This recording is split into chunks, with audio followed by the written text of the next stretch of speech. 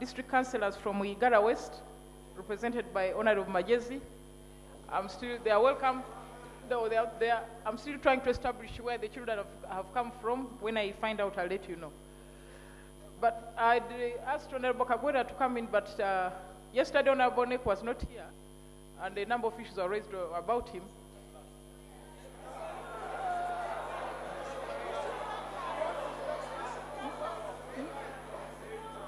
Let him.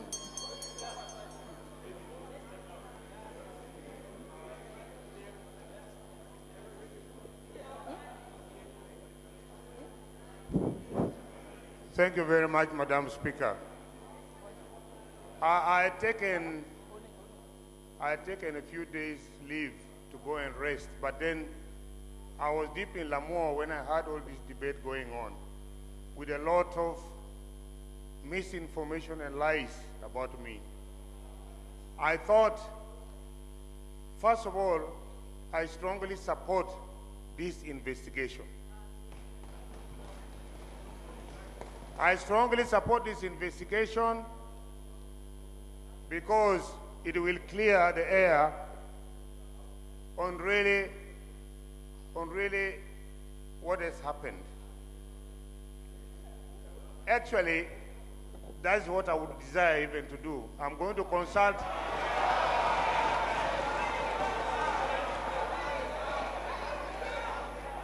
I will consult with the appointing authority. I will leave. Order, members. Order.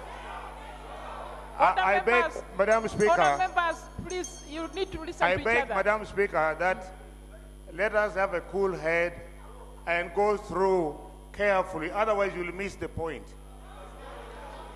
Because, first of all, the allegations brought against me was brought last year in August. It was brought last year in August, and somebody rang me telling me that money was wired in my account in Emirates Bank. And I told him, I don't have such a bank account. I don't have any bank in Emirates, or for that matter, any bank outside. I do my business in Uganda. Everything is within the country. And I asked him whether he has any document to that effect. I tried to meet him. He dodged me. He continued ringing me, blackmailing me. What I did, I went to police, Interpol. I went and wrote a statement. Can you give me a chance to?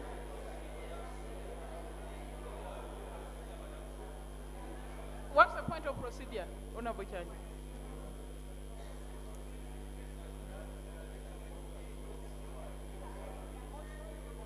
Madam Speaker, thank you very much for your kind attitude. Madam Speaker, I stand on a point of procedure. I was hesitant to interrupt my senior colleague, the Minister of Internal Affairs, whom I shadow. But he sounds like he's beginning to defend himself over allegations that were levied against him yesterday. And it's not a court of law, Madam Speaker. The rules of procedure clearly provide that a member can write a statement or on personal explanation, which would be a decent way of his defense. Is it procedurally right that the member stands up now and begins to exchange and the debate will turn personal? No. Honour members, I think that it is important that he tells us his side of the story before we continue with the debate. I think it's only fair. Yes. Thank you very much, Madam Speaker.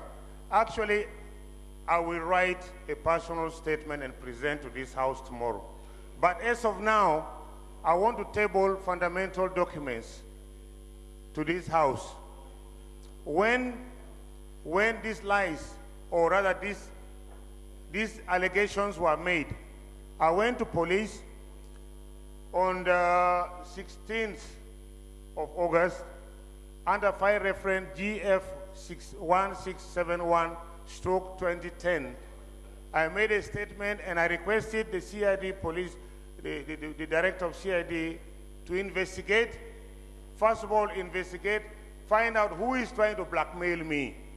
And then number two, investigate whether such an account really exists. And the statement I wrote to the police is here before Parliament. Number two, because I was implicated with the manager of Talo in Uganda, somebody called Brian Clover. They said he wired the money to my account. I made those statements clearly with the police, and the police summoned Brian Clover to go and present the facts. Brian Clover made a statement. The statement is here before Parliament. Copy of the report.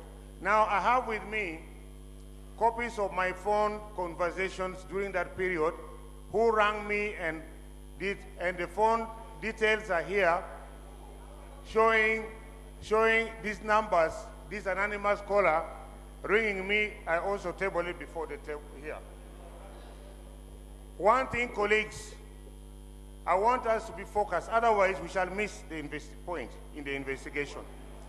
Why am I saying so? Because once resolved to mob justice without understanding or following the sequence of events, you will miss the point.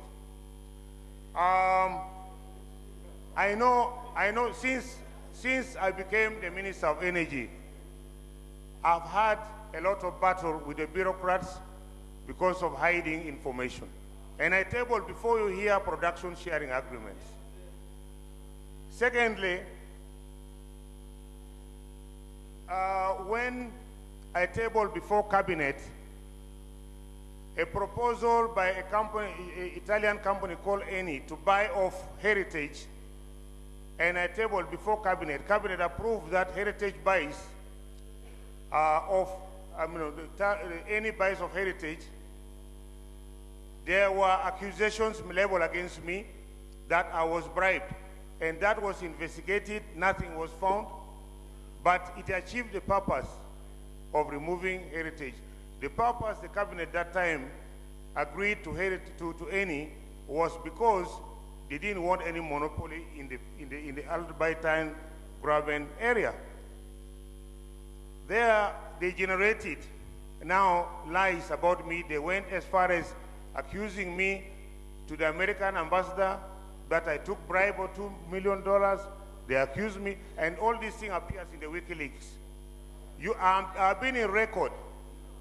I've been in record saying that these people, they tried not to pay tax. They were approaching, trying to enter through the window and so on. I refused, and it is in record in the papers that they must pay tax. I also signed an MOU approved by our president. We stated clearly that Uganda government was not going to court to London. And I made the statement here in Parliament. How things changed when I left the ministry, I don't know. Now, the fact is, I'm going to put all this in a statement. Order, members. I'm going to put all this in a statement to Parliament. I'll make a personal statement to Parliament of all this. Personally, I'm thoroughly hurt by these lies, because if such an account really exists, then I deserve all the punishment on earth. Immediately, I'm going to make sure that, but resignation will, once the committee is instituted to investigate this, I will leave the floor. In any case, really, there's nothing there. There's nothing being a minister to fight for. Nothing being a minister to fight for. I think briefly, I'm going to make my statement tomorrow, and I've been told a lot of lies have been said, but I will demand that all the documents, like the document I signed, the MOU will be tabled here, should be tabled here to show exactly that Uganda should not go to court. I'm told some other people were misinforming the House that Uganda should go to court. The Uganda should not go to court.